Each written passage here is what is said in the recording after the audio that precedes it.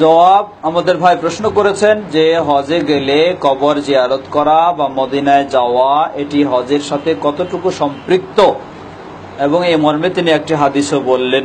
জবাব, হজ এবং ওমরার সাথে মদিনায় যাওয়া, মসজিদে নববীতে যাওয়া, রাসূল সাল্লাল্লাহু আলাইহি ওয়াসাল্লামের কবর জিয়ারত করা সামান্যতম সম্পৃক্ত নয়।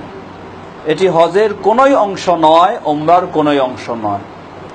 বরং বিষয়টি এই ধরনের যেগুলি হাদিস, যে হজ করলো অথচ রাসূলের কবর জিয়ারত করলো না, রাসূলের প্রতি অবিচার করলো, এটি 100% মিথ্যা কথা, বানাওয়াটি কথা, জাল হাদিস। এই মর্মে কোন রকমের সহিহ হাদিস কোনো প্রমাণিত নেই, এগুলি সম্পূর্ণ জাল হাদিস। রাসূল সাল্লাল্লাহু আলাইহি ওয়াসাল্লামের কবর জিয়ারত করা হজ উমরার সাথে সম্পৃক্ত করার যত রকমের হাদিস রয়েছে সবগুলি জাল হাদিস এবং বানাওয়াটি হাদিস।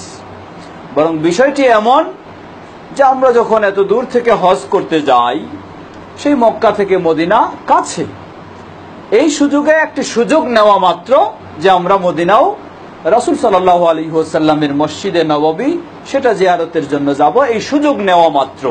কিন্তু এটি হজ উমরার সাথে কোনো সম্পৃক্ত নয়, এবং যারা এই কথাগুলি বলে এগুলি সম্পূর্ণ জাল বানাওয়াটি হাদিস, এগুলির কোনো ভিত্তি নেই।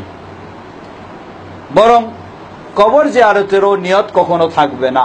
মদিনায় কেউ যদি যায় তার অবশ্যই নিয়ত থাকতে হবে, নবী সাল্লাল্লাহু আলাইহি ওয়াসাল্লামের মসজিদ জিয়ারতের নিয়ত থাকবে।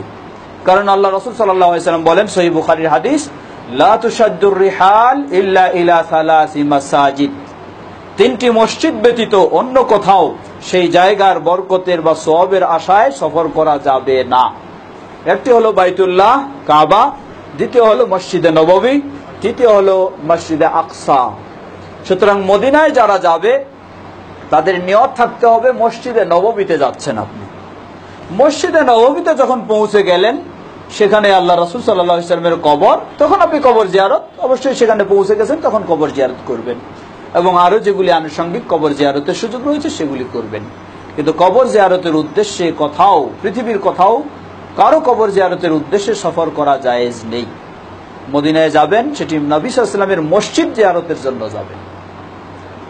অতএব মদিনায় যাওয়াটা হজ এবং উমরার সাথে কোনো সংশ্লিষ্ট বিষয় নয়। আল্লাহু আকবার।